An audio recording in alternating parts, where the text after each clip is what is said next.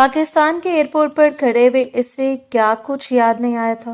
سب کچھ سوچتے ہوئے اس کے چہرے پر ایک پورے اسٹار سے مسکراہٹ آئی تھی۔ تبھی وہ چھوٹی سی لڑکی فراک پہنے اور لمبی سی چوٹی کیے گھر میں بھاگتی پھرتی اسے دکھائی دی تھی۔ ہر طرف چیخو پکار تھی۔ اس نے ضبط سے آنکھیں بند کی تھیں۔ اسے گزرا ہر لمحہ یاد آ رہا تھا۔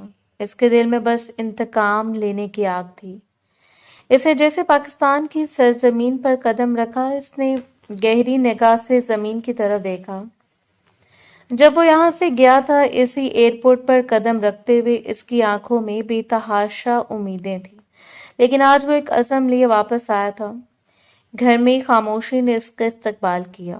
اس کی آنکھوں میں نمی تو آئی تھی، لیکن اس نے خود کو مضبوط بناتے ہوئے اپنی آنکھوں میں آئی نمی کو پیچھے دھکیل دیا تھا۔ اندھیرے میں وہ صوفے پر آرام کرنے کی غرض سے لیٹ گیا تھا کہ اسی وقت اس کے موبائل پر کال آئی۔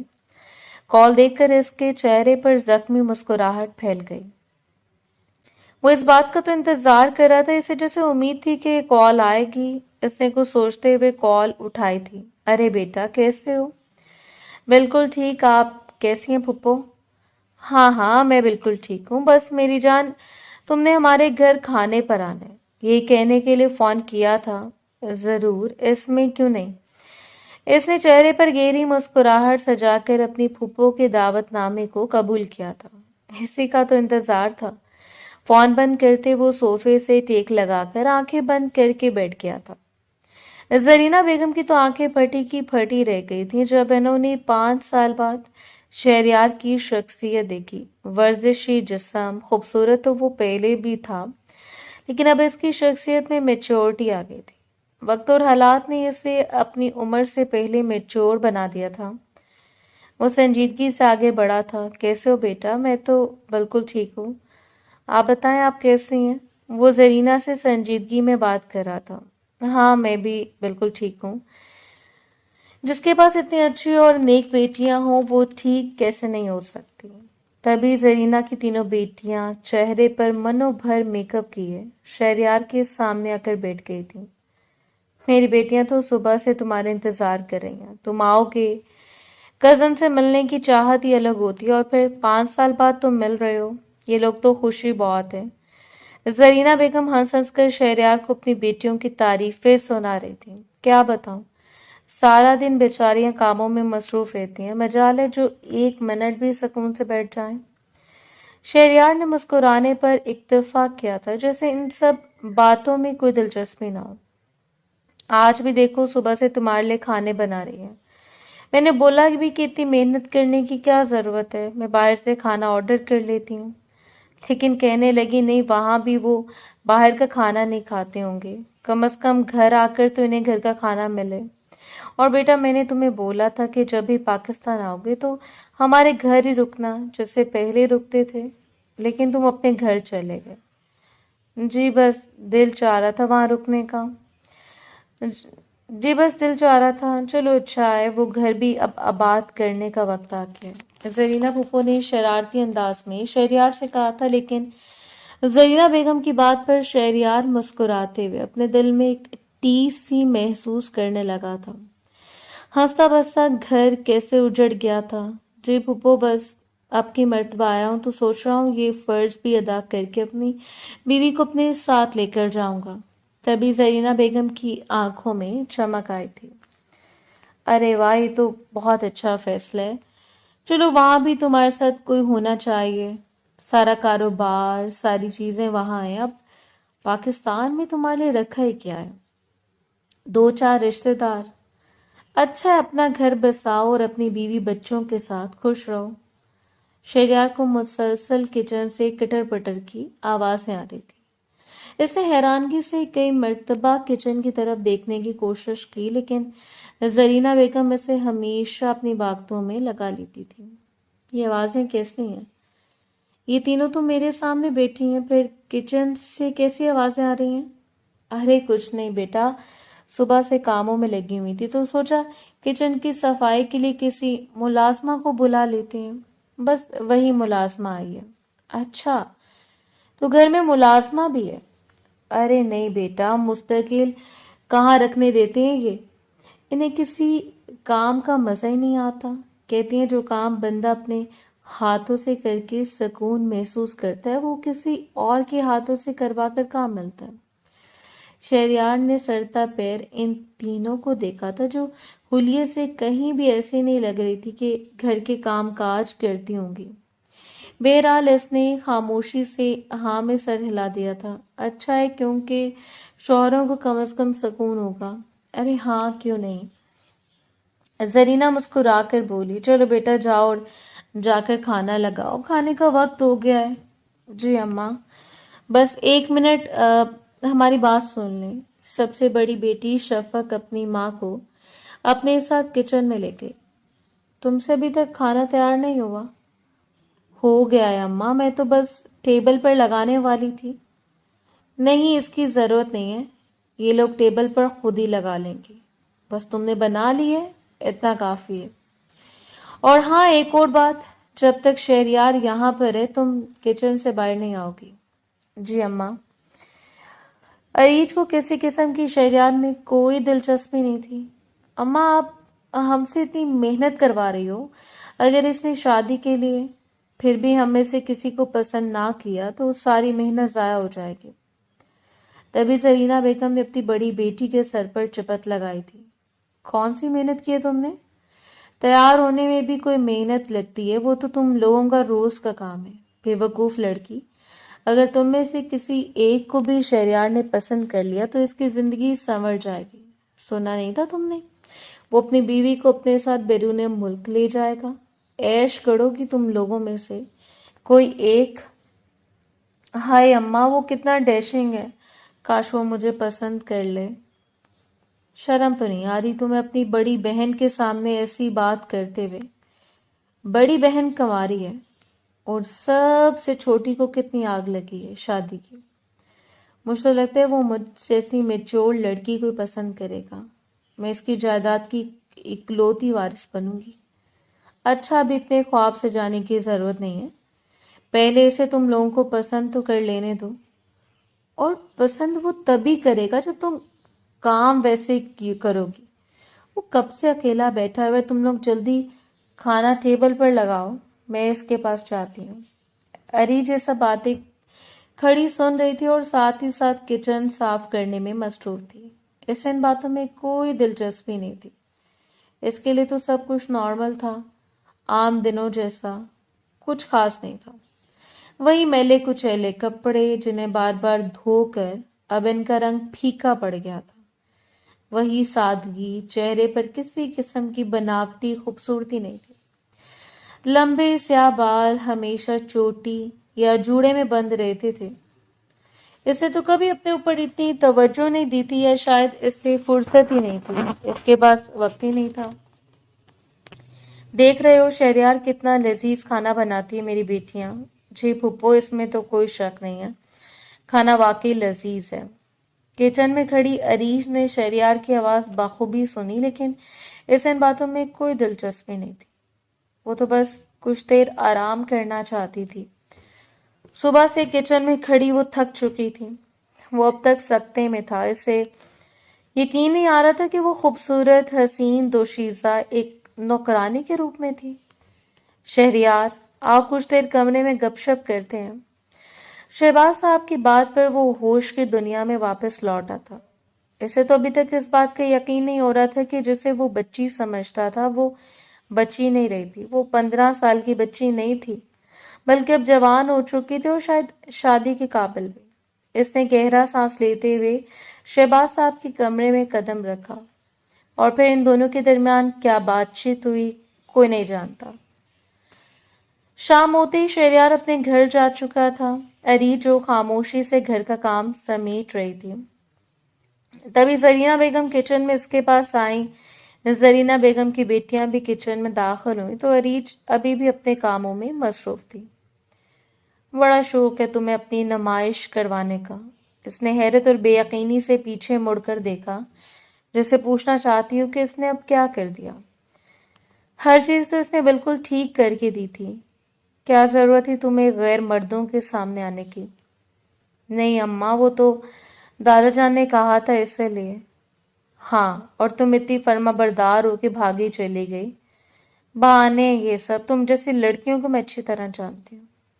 तुम्हें लगा होगा कि पैसे वाला है, मालदार शख्स है, क्यों ना इस पर डोरे डाल लिए जाएं। नहीं अम्मा, आप गलत समझ रहे हैं, मेरा ऐसा कोई मकसद नहीं था। मैं तो खामोशी से अपना काम कर रही थी कि जरीना बेगम ने इसकी बात मुकम्मल होने से पहले ही इसके चेहरे पर जन्नाटेदार थप्पड़ रसीद कर दिया था। जुबान चलाती हो मेरे सामने, तुम्हारी ये जुर्रत। अम्मा मैं तो बस, लगते काफी दिन गुजर गए इसकी मुरम्मत हुए, इसलिए इतनी जुबान चल रही है। हाँ तो ठीक कह रही हो, लगता है अब इसकी मुरम्मत करनी पड़ेगी। नहीं अम्मा, खुदा के लिए मुझ पर रहम करें। वो जो पहले ही थकावट से निढाल होने लगी थी, अब मजीद इसमें हिम्मत नहीं थी कि अपनी माँ के जुल्म बर्दाश्त करती, लेकिन सामने जरीना बेगम को कभी इस पर तरस नहीं आया था। वो इसे मार मार कर इसकी आदत बना चुकी थी। जरीना, खुदा का खौफ करो, इस लड़की को क्यों सुनाती रहती हो? शहबाज साहब की आवाज पर जरीना बेगम ने गुस्से से मुड़कर देखा। अब आप हमेशा इसकी तरफदारी करते हैं, कभी अपनी बेटी पर भी रहम कर लिया करें। आपको मुझ पर तरस नहीं आता? मेरी बच्चियों का हक खाने के लिए बैठी हैं। मत भूलो, जिस हक की बात तुम कर रही हो वो इसके बाप की जायदाद है और इस पर इसका बराबर का हक है। तुम्हारी बेटियां तो सांप बनकर इसके हक पर बैठी हैं। नहीं दूंगी मैं 1 रुपया भी इसको। बाप तो मर गया, लेकिन इस मुसीबत को मेरे सर पर छोड़ गया। काश ये भी इसके साथ मर जाती।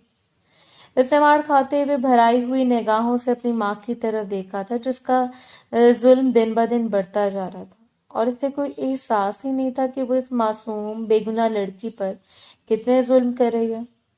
जहां इसकी बहन की शादी हुई है, इसकी भी मैं शादी वहीं कर दूंगी ताकि जान छूटे इससे। कल ही बात करती हूँ अपनी बहन से। तुम इस लफंगी के लिए मेरी इतनी प्यारी बेटी का रिश्ता देना चाह रही हो? हरगिज नहीं, मैं ऐसा नहीं होने दूंगी। तुमने लुबना के लिए जो फैसला लिया मैं खामोश रहा, लेकिन अरीज के लिए मैं किसी सूरत तुम्हें ये जुल्म नहीं करने दूंगा। जिस तरह तुम्हारी बेटी है वैसे ये भी है। बेटियों वाली औरतें इस तरह का काम करती अच्छी नहीं लगती। अब आप मुझे मत सिखाएं कि मुझे क्या करना है। मैंने कह दिया सो कह दिया। आज ही मैं रुबीना से बात करती हूँ। न जाने तुम दोनों बहनों की तरबियत किस तरह की गई तुम्हारी माँ ने। हो तो वो बहुत अच्छी थी, लेकिन तुम दोनों की आदत न जाने किस पर गई है। शर्म आती है मुझे तुम लोगों को अपनी बेटियां कहते हुए। वो अपने कमरे में बैठी फूट फूट कर रो रही थी और वो घुटनों पर सर रखे आज फिर से अपने गमों को याद कर रही थी। कुदरत ने इसके साथ अजीब खेल खेला था। अरीज 2 बहनें थी। वालदा का इंतकाल तब हुआ जब वो महज 10 साल के थे। अरीज की इस वक्त उम्र से 10 साल और लुबना बस 15 साल की थी। माँ की वफात के बाद शहजाद साहब को रिश्तेदारों ने दूसरी शादी का मशवरा दिया। पहले तो वो इस बात पर राजी नहीं हुए, लेकिन लोगों ने इनके दिल में खौफ इतना बैठा दिया कि वो मजबूर हो गए दूसरी शादी करने के लिए।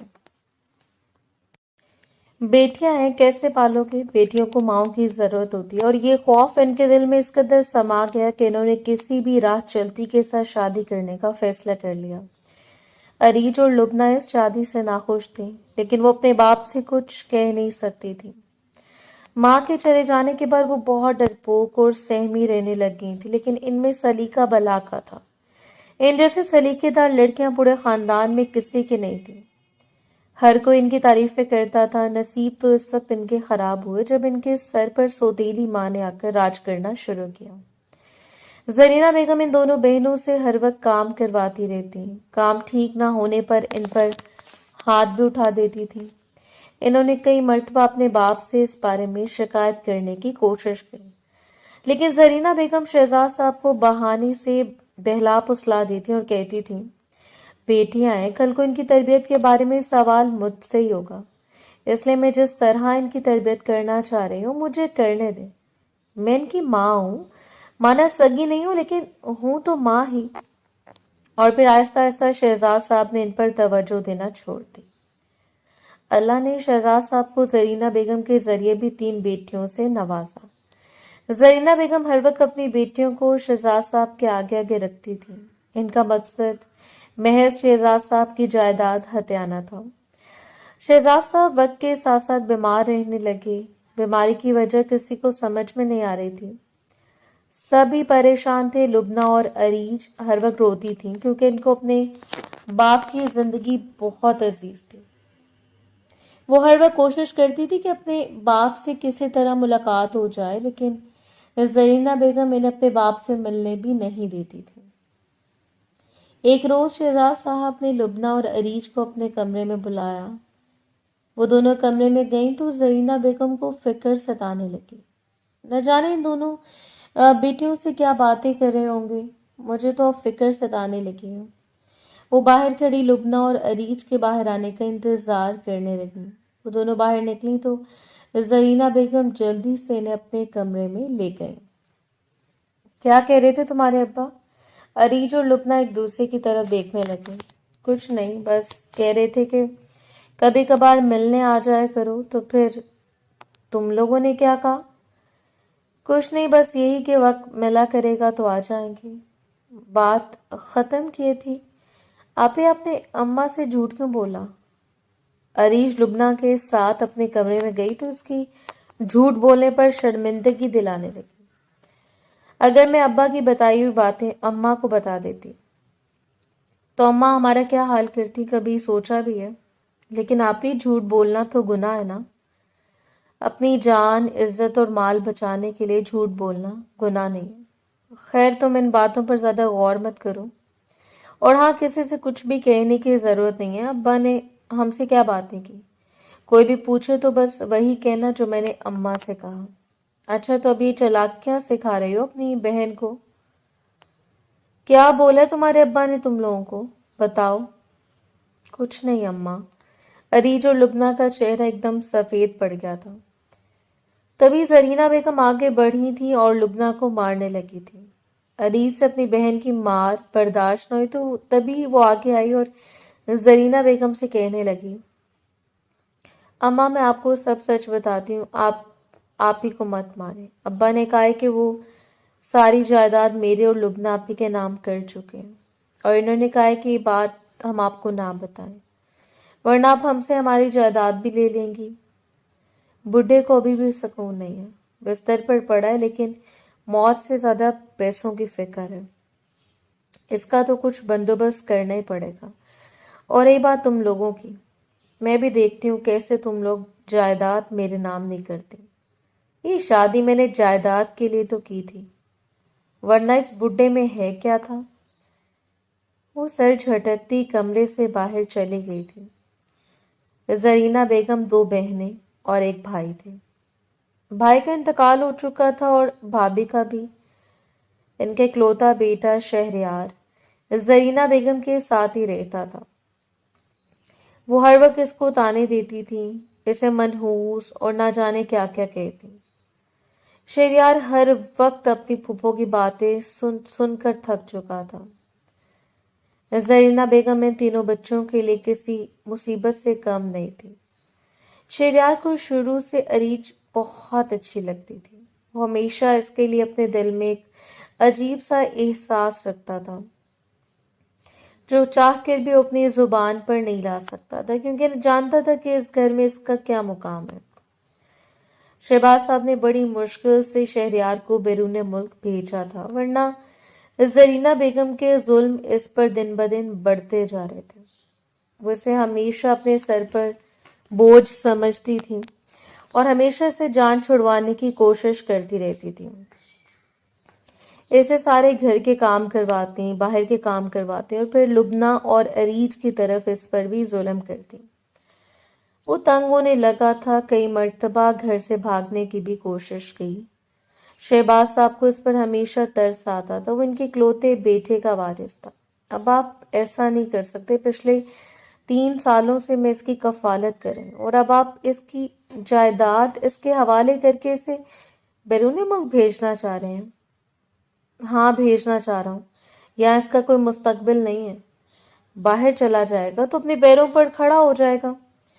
रही बात जायदाद की, तो वो इसका हक है। मैं इसे जीते जी तुम्हें इसका हक छीनने नहीं दूंगा। इसकी जायदाद में तुम्हारा कोई हक नहीं है, बात याद रखना। इतना कहकर शहबाज साहब ने जैसे तैसे करके शहरयार को बैरून मुल्क भेज दिया था। انہیں ہمیشہ لبنہ اور عریج پر بھی ترس آتا تھا، لیکن یہاں وہ بے بس تھی، کیونکہ وہ ان کی اولاد نہیں تھی بلکہ ان کی اولاد کی سوتیلی اولاد تھی۔ عریج کے والد کا انتقال ہوا تو گھر میں کہرام مچ گیا، اور پھر اس کے بعد ان دونوں پر ظلم و ستم مزید بڑھ گئے۔ زرینہ بیگم نے اپنی بہن کے بڑے بیٹے سے لبنہ کی شادی کر دی اور اس سے ساری جائیداد اپنے نام کروا لی، جبکہ لبنہ اس شادی کے لیے خوش نہیں تھی۔ وہ لڑکا نہ تو اچھا کماتا تھا اور نہ ہی نیک دل انسان تھا۔ وہ ہر وقت لبنہ کو مارتا پیٹتا رہتا، اس پر ظلم کرتا۔ اس کی اماں جو زرینہ بیگم کی سگی بہن تھی، لبنہ پر حکمرانی کرتی۔ ان دونوں بہنوں کو آپس میں ملنے کے لیے اجازت نہیں تھی۔ کئی مہینوں بعد ان دونوں کے آپس میں ملاقات ہوتی۔ وقت ایسے گزرتا جا رہا تھا اور زرینہ بیگم کے ظلم و ستم میں اضافہ ہو رہا تھا۔ 5 سال گزر جانے کے بعد شہریار واپس آیا تو زرینہ بیگم اس کا بزنس دیکھ کر، اس کی وجاہت دیکھ کر اپنے تینوں بیٹوں کے لیے اس کے بارے میں سوچنے لگی۔ اپنی تینوں بیٹیوں میں سے کسی ایک بیٹی کا رشتہ اپنے بھتیجے سے کرنا چاہتی تھی، لیکن قسمت کو کچھ اور ہی منظور تھا۔ وہ ابھی بھی کمرے میں بیٹھی گھٹنوں پر سر رکھے یہ سوچ رہی تھی کہ کاش اس کے پاس کوئی فون ہوتا جسے وہ اپنی بہن سے رابطہ کر سکتی اور اس کے اوپر اپنے اوپر ہوا ظلم اسے بتا سکتی۔ کتنے مہینے ہو چکے تھے اس کی بہن سے اس کو ملاقات کیے ہوئے، اب تو اس کا دل بھی تھکنے لگا تھا۔ شہباز صاحب اسے بہت سہارا دیا کرتے تھے، لیکن وہ کب تک کسی غیر کے ساتھ اپنے دکھ بانٹتی رہتی۔ تبھی وہ تھک ہار کر ان سے اپنے دکھ کہہ دیتی جو اس کے ساتھ ظلم ہو رہے تھے۔ دونوں نے کیا قسمت پائی تھی، دونوں ہی اپنی اپنی جگہ پر خوش نہیں تھی۔ شفق آپی، کیا مجھے کچھ دیر کے لیے فون مل سکتا ہے؟ مجھے لبنہ آپی سے بات کرنی ہے۔ ہر وقت فون میں لگی رہتی ہو، کوئی کام بھی کر لیا کرو۔ اماں کو بتاؤں کہ لبنہ سے بات کرنا چاہ رہی ہو؟ خواہ اس کو بھی وہاں پر تنگ کرتی ہو۔ خالہ پہلی شکایت کر رہی تھی کہ لبنہ کا گھر کے کاموں کی طرف کوئی دھیان نہیں ہے، ہر وقت بس حاملہ ہونے کا ناٹک کرتی رہتی ہے۔ اور پھر عریج یہ سب کو سن کر خاموشی سے اپنے کمرے میں بیٹھ جاتی، کیونکہ اس کے پاس کوئی چارہ نہیں تھا۔ وہ چاہ کر بھی اپنی بہن سے بات نہیں کر سکتی تھی۔ وہ ہر وقت روتی رہتی تھی، وہ اپنے کمرے میں بیٹھی رو رہی تھی۔ کیا ہوا ہے؟ جب اسے اپنے کمرے کی کھڑکی میں سے کسی کا سایہ محسوس ہوا، اس نے چونکتے ہوئے کمرے کی کھڑکی کی طرف دیکھا، لیکن اس لگا جیسے یہ اس کا وہم ہے۔ بھلا اس کی کھڑکی پر کون ہو سکتا ہے، وہ بھی رات کے اس پہر؟ لیکن یہ اس کا وہم نہیں تھا۔ اچانک سے اس کے گھر کی لائٹ بند ہو گئی۔ اب اس لائٹ کو کیا ہوا، یہ کیوں بند ہو گئی؟ یہ تو بس یہ سوچے جا رہی تھی۔ یہ تبھی اچانک اس کے کمرے کی کھڑکی پر کھڑکا ہونے لگا۔ وہ جو اپنے بیڈ پر بیٹھی ہوئی تھی، اچانک سے خوفزدہ ہوتے ہوئے پیر اوپر کر کے بیٹھ گئی۔ کون ہے؟ پھر 2 سے 3 مرتبہ ہلکی آواز میں کھڑکی کھٹکی تو وہ مجبوراً نوٹ کھڑکی کے پاس گئی، صرف یہ دیکھنے کے لیے کہ وہاں پر کون ہے۔ وہاں پر ایک دبلا پتلا 20-21 سال کا کوئی جوان لڑکا لگ رہا تھا۔ کبھی عریج کی چیز پورے گھر میں پھیل گئی۔ اچانک سے گھر کی لائٹ بھی آ گئی، سب عریج کے کمرے میں اکٹھے ہو گئے۔ کیا ہوا ہے، کیوں چیٹ رہی ہو؟ ادھر رات کوئی بھوت دیکھ لیا؟ اماں وہ وہاں پر کھڑکی میں کیا ہے؟ کھڑکی میں اب اماں نے کھڑکی میں کسی کو دیکھا، کوئی لڑکا تھا۔ اماں، میں نے اس کے کمرے سے ایک لڑکے کو نکل کر جاتے ہوئے دیکھا تھا۔ اچھا، خود ہی لڑکوں کو اپنے کمرے میں بلا کر اب خود ہی معصوم بیچاری بن رہی ہو؟ وہ اماں یہ جان گئی تھی کہ میں نے اسے اور اس لڑکے کو دیکھ لیا، تبھی جانتے پوچھتے اس نے خود کی شور مچا دیا۔ جانتی تو کہ کتنی تیز دراز ہے۔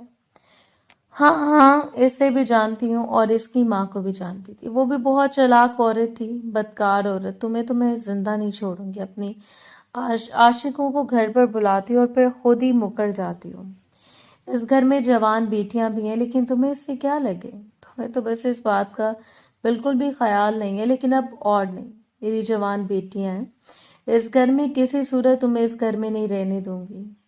کرتی ہوں آج ہی روبینہ آپی سے بات کہ اپنے چھوٹے بیٹے کے لیے تمہیں بھی لے لیں، کم از کم میرے سر سے تو بوجھ اترے گا۔ نہیں اماں، میری بات کا یقین کریں، میں نے کچھ نہیں کیا. میں نہیں جانتی اس لڑکے کو کون تھا. وہ تو بس میری کھڑکی پر کھڑا تھا، تو میں نے جیسے کھڑکی کا پٹ کھولا تو سامنے وہ شخص کھڑا تھا. لیکن زرینہ بیگم کو اس کی کسی بات پر یقین نہیں آیا. انہوں نے آؤ دیکھا نہ تاؤ اس کے چہرے پر زناٹے دار تھپڑ اسید کر دیا. جانتی ہوں میں تمہیں بہت اچھے سے. اس سے پہلے تم اس گھر سے فرار ہو جاؤ، میں عزت سے تمہیں گھر سے روانہ کر دوں گی. اتنا کہہ کر زرینہ بیگم رکی نہیں تھی بلکہ کمرے سے نکل گئی تھی. اور وہ معصوم جو خوفزدہ ہو کر سمجھی تھی کہ سب کو بلا کر تسلی لے لے گی، لیکن یہاں تو اسی پر الزام لگایا جا رہا تھا، اسی کو برا بلا کہا جا رہا تھا. یہ کہاں کا انصاف تھا؟ وہ سمجھ نہیں پائی، لیکن اب کچھ نہیں ہو سکتا تھا. وہ اپنی قسمت پر رو دی تھی. سر، میں نے میڈم کا پتہ بھی لگا لیا تھا، ان کے کمرے تک کا مجھے معلوم ہو چکا تھا، لیکن یہ فون دے رہے. جب میں ان کے کمرے تک پہنچا، ان کی کھڑکی پر کھڑا تھا تو وہ ڈر گئی اور زور زور سے چیخنے چلانے لگی. مجھے مجبوراً وہاں سے بھاگنا پڑا تھا. اس کے چہرے پر گہری مسکراہٹ آئی تھی. وہ جانتا تھا کہ وہ بہت ڈرپوک ہے. لیکن سر، ایک مسئلہ ہو گیا ہے. مسئلہ؟ کیسا مسئلہ؟ شہریار کے چہرے کی مسکراہٹ ایک دم غائب ہوئی تھی. اس نے چونکتے ہوئے شہروز کی طرف دیکھا تھا. سر، وہ دراصل مجھے محلے والوں نے بھاگتے ہوئے دیکھ لیا تھا. یہ کیا کہہ رہے ہیں بے وقوف انسان؟ وہ معصوم باکردار باعزت لڑکی اس کے گھر والوں نے تو اس کا جینا مشکل کر دیا ہوگا. اب کیا ہوگا؟ وہ حقیقتاً فکر مند ہوا تھا. وہ زرینہ پھوپھو کو بھی جانتا تھا. زرینہ پھوپھو تو کسی صورت نہیں اسے بخشیں گی. شہروز، میں نے ایک کام تمہیں اس لیے دیا تھا کیونکہ مجھے تم پر بھروسہ تھا کہ تم یہ کام بہت اچھے سے کر سکو گے، لیکن تم نے سارا کھیل بگاڑ دیا. تمہارے کیے کی سزا وہ بھگت رہی ہوگی. وہاں پر اب مجھے ہی کچھ کرنا ہوگا، لیکن اس سے پہلے مجھے اس کو دیکھنا ہے وہ ٹھیک بھی ہے یا نہیں. اماں، آپ کے فون پر شہریار کا فون آ رہا ہے کیا؟ واقعی؟ رمیسا کے بتانے پر زرینہ بیگم نے جلدی سے فون پکڑا تھا. زہ نصیب، زہ نصیب، آج میرے بیٹے کو کیسے خیال آ گیا اپنی پھپھو کا کس طرح فون کر لیا؟ ارے کچھ نہیں پھپھو، بس جس دن سے واپس گھر آیا ہوں آپ کے گھر کے کھانے کی خوشبو ستا رہی ہے. آپ کے گھر کا ذائقہ مجھے بار بار اس بات پر فورس کر رہا ہے کہ میں آپ کے گھر آ کر دوبارہ سے آپ کے ہاتھ کا بنا ہوا کھانا کھاؤں. ہاں ہاں، کیوں نہیں. زرینہ بیگم کو تو جیسے جنت کی نوید مل گئی تھی. ان کو اور کیا چاہیے تھا؟ وہ اپنی بیٹیوں کی شادی اچھے گھروں میں کرنا چاہتی تھی. ان کے لیے خاموشی سے مان گئے. شہریار جانتا تھا کہ تیر نشانے پر لگ گئے. اس روز وہ اپنی پھوپھو کے ارادے بھانپ گیا تھا، اس لیے اس کے دماغ میں خیال آیا کیوں نہ اس طرح پھوپھو کے گھر جا کر عریش کا حال احوال پوچھ لیا جائے. اسی رات کو وہ کھانے پر زرینہ بیگم کے گھر گیا تھا. آج پھر وہ تینوں شہریار کے آگے آگے گھوم رہی تھی. ٹیبل پر سامان لگاتے صاف اندازہ ہو رہا تھا کہ انہیں کوئی سلیقہ نہیں کسی بھی چیز کا. البتہ وہ کوشش بھرپور کر رہی تھی کہ کس طرح شہریار کے دل میں اپنے لیے جگہ بنا لیں، لیکن شہریار کی نگاہیں کسی اور کو تلاش کر رہی تھی. پھپھو، عریش کہاں پر ہے؟ وہ دکھائی نہیں دے رہی. اسلامی زرینہ بیگم کی تینوں بیٹیوں کے ہاتھ کام کرتے ہوئے رک گئے تھے. انہوں نے ایک دوسرے کا چہرہ دیکھا اور پھر اپنی اماں کی طرف. زرینہ بیگم کو جیسے سانپ سونگھ گیا تھا. ان کے چہرے پر بیزاری تھی. کیا کہنے اسے، وہ اپنے کمرے میں آرام فرما رہے کرتی ہے کیا؟ اس کے علاوہ اس کے دن ہلکا سا ہاتھ ہٹا دیا. ابا کو تو ایسے لگنے لگا جیسے سارا کام ہی عریش نے کیا ہو، اور میری بیٹیاں جو سارا دن کام کر کے تھک گئی تھی وہ تو کسی کھاتے میں ہی نہیں تھی. جی جی پھوپھو، آپ بالکل ٹھیک کہہ رہی ہیں. میں نے دیکھا انہیں کام کرتے ہوئے. عریش کو تو ایک مرتبہ نہیں دیکھا میں نے. جب بھی میں آتا ہوں وہ اپنے کمرے میں ہوتی ہے.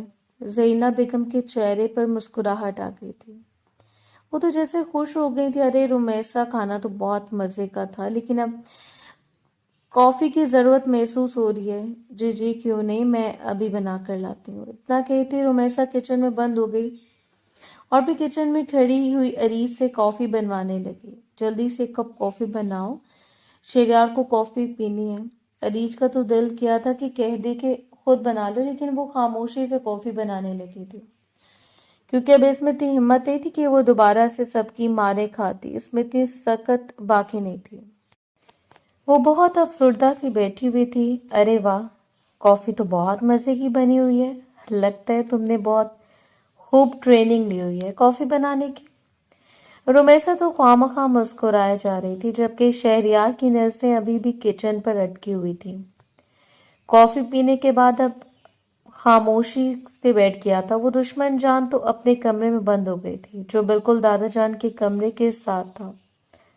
تبھی شہریار کے دماغ میں خیال آیا کہ کیا بات ہے، دادا جان کی طبیعت تو ٹھیک ہے نا؟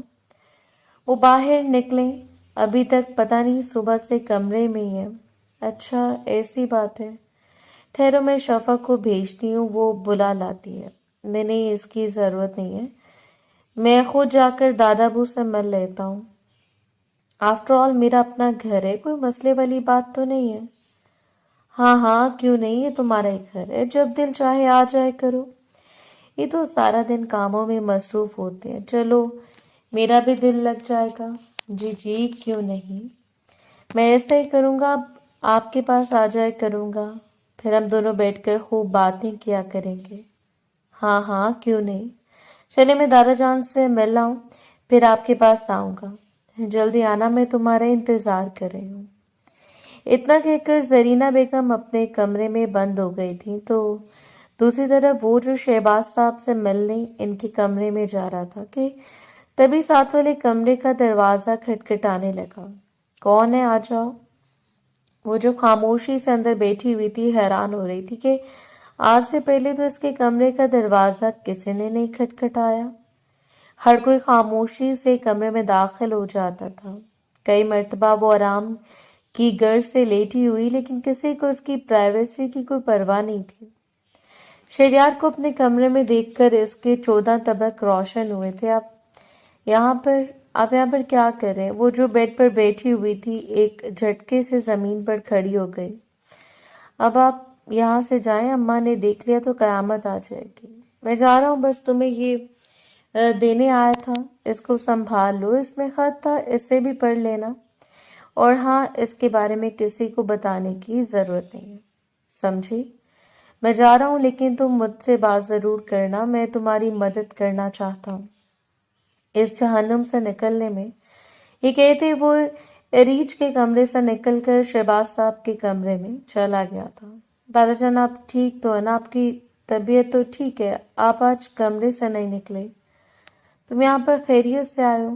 جی بس کچھ کام تھا اور ایسے دل کیا تو آ گیا آپ سے ملنے۔ ارے واہ، بہت اچھا کی ہے، کھایا کچھ یا منگواؤں؟ ارید سے کہہ کر۔ ارے نہیں، وہ آپ کی دوسری نواسی ہے نا، انہوں نے بہت بہترین مجھے کھانا کھلایا۔ اتنا کہتے شہریار نے اپنے دادا کو ایک کونی ماری تھی، وہ بھی ذو معنی انداز میں ہنس پڑے تھے۔ پتہ نہیں کیا ہوگا زرینہ کا، اس سے کیوں نہیں سمجھ آتی کہ جو یہ کر رہی ہے وہ سراسر غلط ہے۔ دادا جان فکر مت کریں، ایک دن ایسا ضرور آئے گا اور جب انہیں اس بات کا احساس ہو جائے گا۔ ہاں یہ ہو سکتا ہے کہ تب تک بہت دیر ہو چکی ہو، لیکن انسان جو بوتا ہے وہی کاٹتا ہے۔ آپ فکر مت کریں، سب ٹھیک ہو جائے گا، اللہ کرے سب ٹھیک ہو جائے، بس آپ دعا کریں کہ میں نے جس میگی کی طرف قدم بڑھایا خدا مجھے اس میں کامیاب کرے۔ میری سب دعائیں تمہارے ساتھ ہیں، تم ہمیشہ کامیاب ہو۔ تو مجھے بھلا اور کیا چاہیے ہوگا؟ تمہیں دیکھتا ہوں تو دل تڑپ اٹھتا ہے۔ آج میرا بیٹا زندہ ہوتا تو تم کسی مقام پر ہوتے، تمہیں اتنی محنت نہ کرنی پڑتی، لیکن خدا نے تمہیں تمہاری محنت کا پھل دیا، آگے بھی ایسا ہی ہو۔ ارے اماں تم ہی تو کہہ رہی تھی کہ تم نے شہریار پر اتنے ظلم کیے ہیں، پھر بھلا وہ ہم میں سے کسی سے شادی کیوں کرے گا؟ اور پھر جب اسے اپنے ماں باپ کا راز معلوم ہوگا تو وہ ہماری شکل بھی نہیں دیکھے گا۔ شہریار جو زرینہ بیگم کے کمرے میں جا رہا تھا، اندر سے آنے والی رومیسا کی آواز پر ایک دم ٹھٹک کر رک گیا۔ کیا مطلب اس بات کا؟ تم خاموش رہو، خبردار جو تم نے اس بارے میں کوئی بات کی، دیواروں کے بھی کان ہوتے ہیں۔ تم لوگوں کو باتیں بنانے کا ہرگز مطلب یہ نہیں کہ تم لوگ مجھے ہی ڈراؤ، ایسا کچھ نہیں ہوگا۔ اس کے ماں باپ کی موت کا راز ہمیشہ راز ہی رہے گا، کیونکہ وہ ایک حادثاتی موت ثابت ہوئی تھی۔ کوئی نہیں جانتا تھا کہ ان کی گاڑی کی بریکیں میں نے فیل کی تھی، اگر ایسا نہ کرتی تو آج تم لوگ سڑک پر بیٹھی ہوتی۔ شکر ادا کرو ان کی ساری جائیداد میں نے اپنے نام کروا لی، ورنہ ہم بالکل خالی ہاتھ لیے بیٹھے ہوتے۔ ہاں اماں، اس بات پر تو تمہاری داد دینی پڑے گی، تم جیسی عورت کچھ بھی کر سکتے، خواہ پھر وہ اپنے بھائی کو مارنا ہو یا پھر اپنے شوہر کو بیوقوف لڑکی ہو۔ یہ سب کچھ میں تم لوگوں کے لیے کر رہی ہوں، اور تم لوگ اتنی ناشکری ہو کہ شہریار جو باہر کھڑا تھا اسے لگا کہ وہ اگلا سانس نہیں لے پائے گا۔ یہ الفاظ سنتے اس کے رونگٹے کھڑے ہو گئے تھے۔ کیا کیا مطلب؟ نہیں نہیں، ایسا نہیں ہو سکتا، پھپھو کو اتنی حد تک نہیں گر سکتی۔ لیکن شہریار کے دل میں سے ایک آواز آئی تھی، یہ سب کچھ ہو چکا ہے، تمہاری خون ہے، تمہارے ابا کی جان لی ہے۔ نہیں، میں سیدھی جا کر انہیں کچھ نہیں کہہ سکتا، البتہ مجھے کچھ کرنا ہوگا۔ میں سب کچھ راز رکھوں گا، اگر دادا جان کو معلوم ہو گیا تو وہ جیتے جی مر جائیں گے، لیکن میں پھوپھو سے بدلہ ضرور لوں گا۔ اس نے دل میں عہد کیا تھا، اور پھر زرینہ بیگم کا کمرہ کھٹکھٹاتے ہوئے کمرے میں داخل ہو گیا۔ شہریار کو اپنے کمرے میں دیکھ کر سب کا رنگ سفید پڑ گیا تھا۔ ارے بیٹا، تم کب آئے؟ بس ابھی آیا ہوں۔ آؤ بیٹھو، شفق شہریار کے لیے کچھ میٹھے میں لے آؤ۔ ارے نہیں پھوپھو جان، میں بس اتنا کچھ کھا لیا نا کہ اب اور کچھ کھاؤں گی تو ہضم نہیں ہو جائے گا۔ ہاں یہ تو تم ٹھیک کہہ رہے ہو۔ چلیں پھوپھو، میں جاتا ہوں، پھر کبھی چکر لگاؤں گا، آپ لوگ بھی آئیے گا۔ ارے جا کر رہے ہو؟ میں تو کہتی ہوں ادھر ہی آ جاؤ، ادھر ہی رہ لیا کرو، تمہارے دادا جان بھی سارا دن اداس رہتے ہیں، تمہارے ابا کو بہت یاد کرتے ہیں، ہمیں بھی بھائی کی کمی محسوس ہوتی ہے۔ چلو تمہیں دیکھ کر اپنے بھائی کی کمی تو پوری ہوا کرے گی۔ تبھی اس نے زرینہ بیگم کی طرف دیکھا تھا، اور پھر وہ کمرے سے اٹھ کر چلا گیا۔ اماں، اپنے شہریار کی نگاہوں میں اپنے لیے نفرت نہیں دیکھی؟ کیسی بے وقوفوں والی باتیں کر رہی ہو؟ پتہ نہیں اماں، میرا دل کہتا ہے کہ اس نے ہماری باتیں سن لی۔ شفق اپنا تجربہ آزماتے ہوئے اپنی ماں کو بتا رہی تھی۔ ارے نہیں نہیں، ایسا کچھ نہیں ہوا، خیر تم لوگ فکر مت کرو اور ان باتوں کو بھول جاؤ۔ اگر ایسا کچھ ہوا ہوتا تو کیا وہ اتنی خاموشی سے کمرے میں آ کر بیٹھتا؟ ہرگز نہیں۔ تم لوگ جاؤ، جا کر اب آرام کرو، ہم کل بات کریں گے۔ اور ہاں، تم تینوں میں سے کوئی ایک شہریار سے میسج پر بات کرتی رہے، جتنا اسے اپنی طرف مائل کرو گی اتنا وہ تم لوگ ان کی طرف مائل ہوگا۔ اماں، کیا میں بات کر لیا کروں شہریار سے؟ رومیسا جلدی سے بولی تھی۔ ہاں تم کر لیا کرو، میں نے ویسے بھی اندازہ لگایا اسے چھوٹی لڑکیاں شاید پسند ہیں، تبھی تو رومیسا سے ہنسی مذاق کرتا ہے اور اسے ہی کام بھی کہتا ہے۔ لیکن اماں یہ غلط بات ہے، ہمارا بھی تو حق ہے۔ ارے وہ بے وقوف لڑکیوں، میں نے تم لوگوں کو اس لیے شہریار سے قریب ہونے کا نہیں کہا کہ تم تینوں ایک دوسرے سے حسد کرنے لگو۔ میں چاہتی ہوں کہ ایک ایک کر کے تم تینوں کی زندگی میں سنوار دوں۔ اگر وہ رومیسا کو پسند کرنے لگے تو رومیسا ہی صحیح۔ وہ رش ڈرائیونگ کرتا ہوا گھر پہنچا تھا، اسے سمجھ نہیں آ رہی تھی کہ وہ کیا کرے۔ ایسا کیسے ممکن تھا کہ اپنے ہی اپنوں کی جان کے دشمن بنے بیٹھے تھے؟ شاید اس لیے کہا گیا کہ مال اور اولاد فتنہ ہے۔ زرینہ بیگم کو دیکھ کر یہ اندازہ لگایا جا سکتا تھا کہ یہ حدیث ایسے ہی لوگوں پر بنائی گئی ہے۔ اری جو پہلے خوفزدہ تھی، سب کے سو جانے کے بعد وہ ڈبہ لے واش روم میں بند ہو گئی۔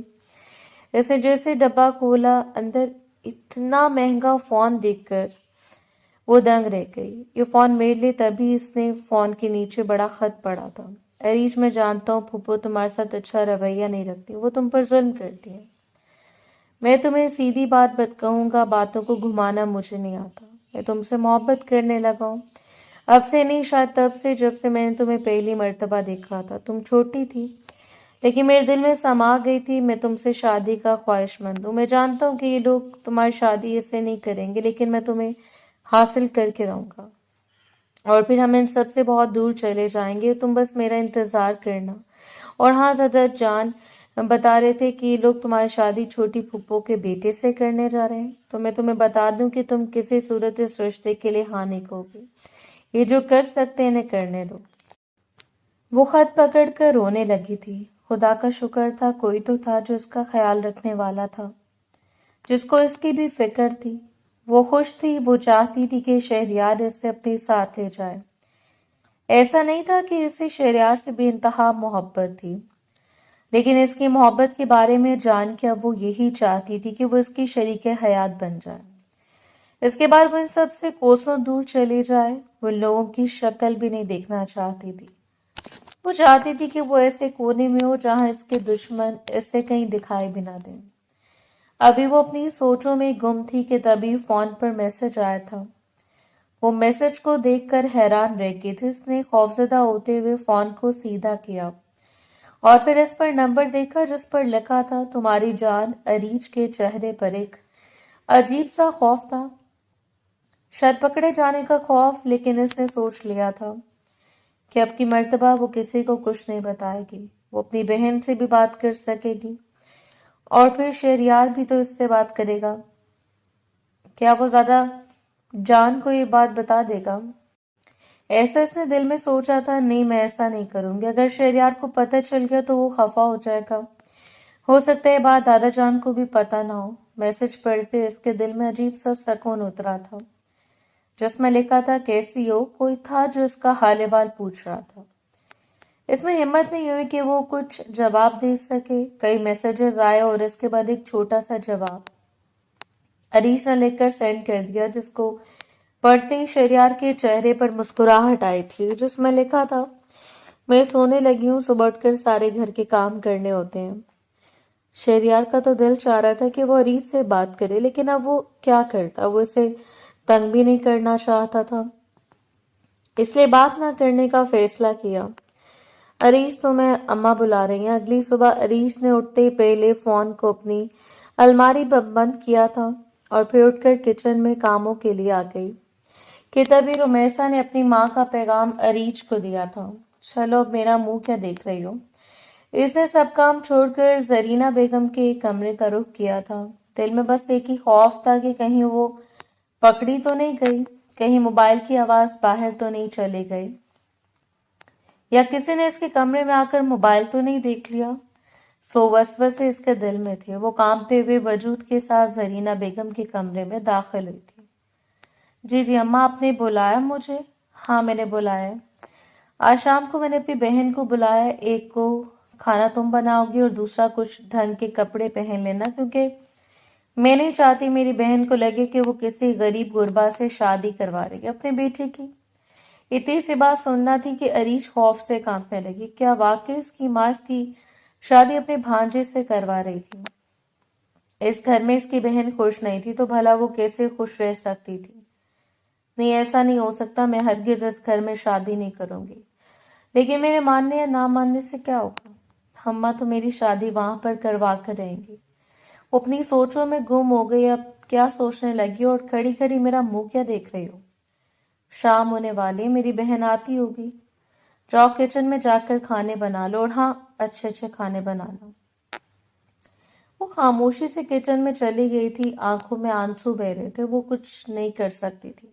تبھی اس کے دماغ میں ایک دھماکہ ہوا تھا۔ اسے شہریار کے الفاظ یاد آئے تھے، لیکن ابھی میں کمرے میں جا کر اگر اس سے بات کروں گی تو پکڑی جاؤں گی۔ نہیں، ابھی میں نہیں کر سکتی۔ رات ہوتے کمرے میں جا کر اس سے بات کروں گی۔ وہ اپنے خیالوں میں کھانا بنا رہی تھی۔ کھانا کیسا بن رہا تھا وہ خود نہیں جانتی تھی۔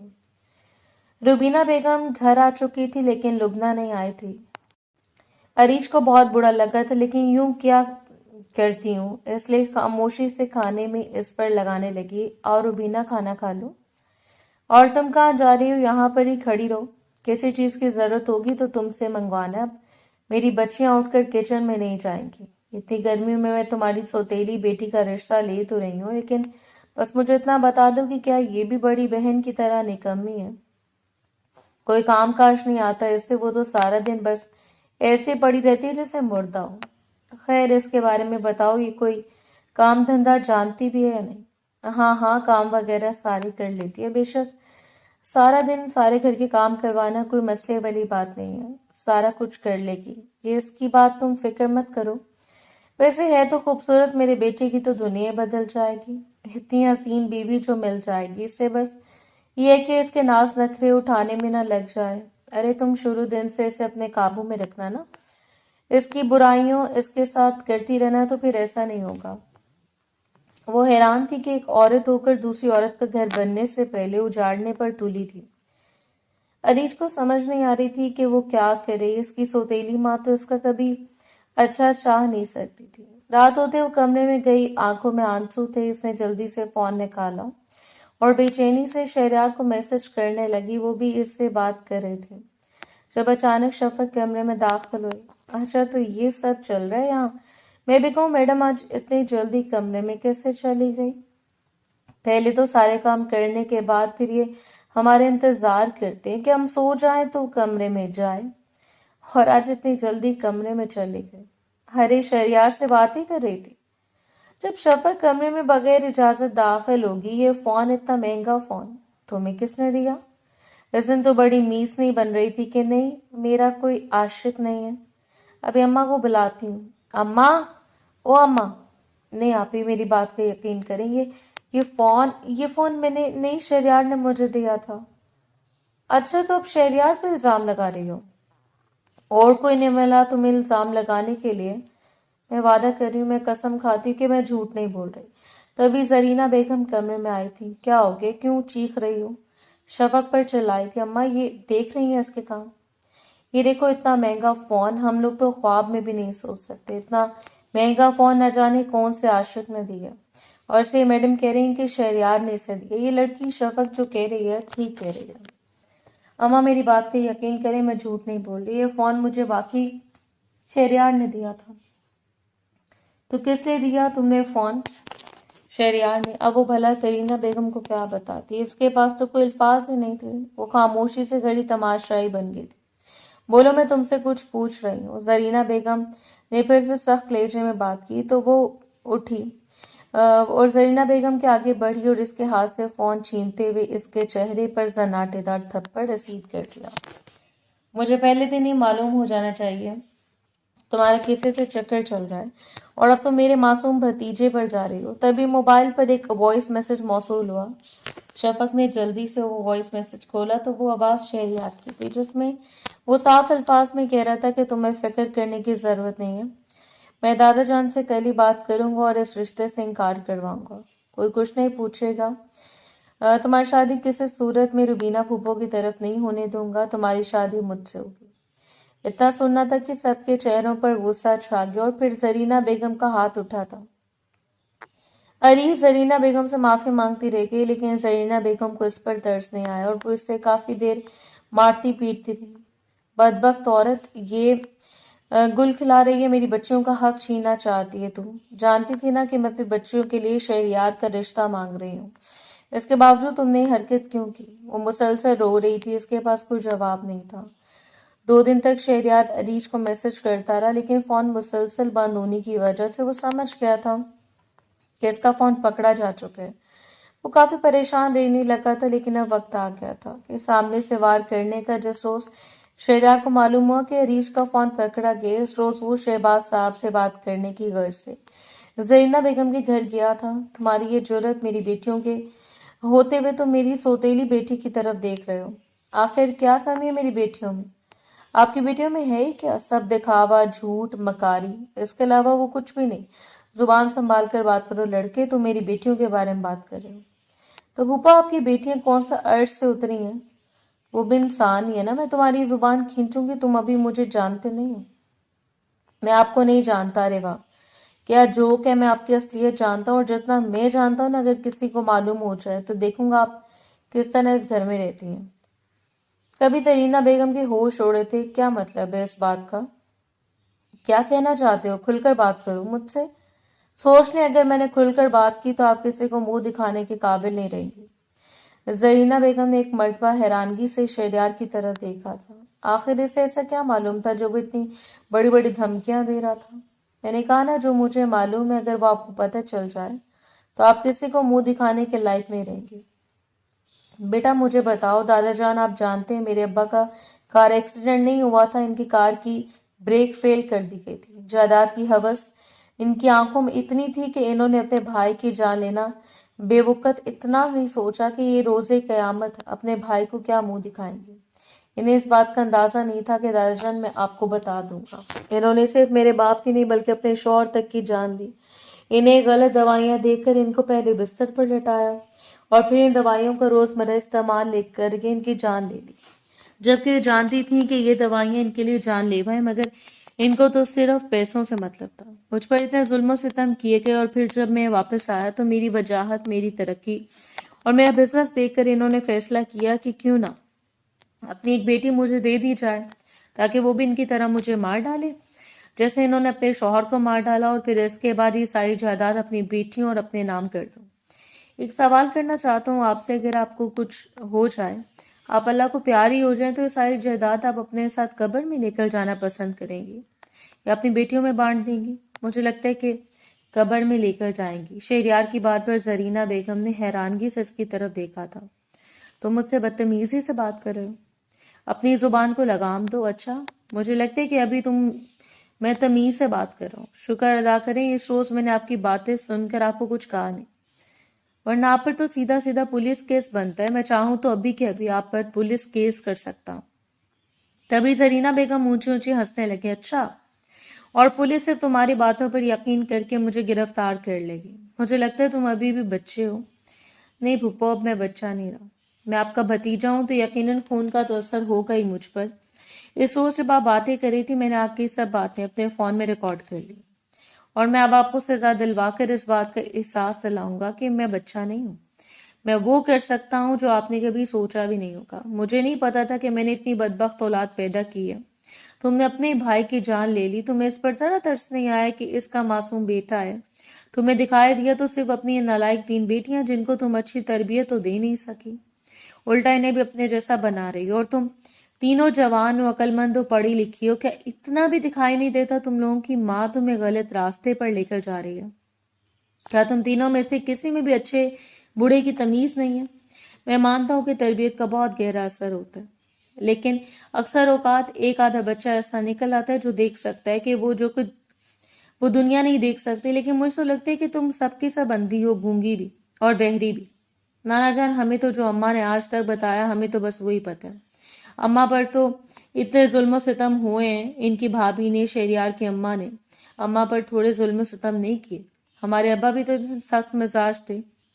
بس کر دو، ایسا کچھ نہیں تھا۔ یہ عورت تم لوگوں کی نظروں میں اچھا بننے کے لیے صرف یہ سب کھیل کھیل رہی ہے، یہ تم لوگوں کو بھی استعمال کر رہی ہے اپنے سکھ چین کے لیے۔ اماں، نانا ٹھیک کہہ رہے ہیں، کیا یہ سچ ہے؟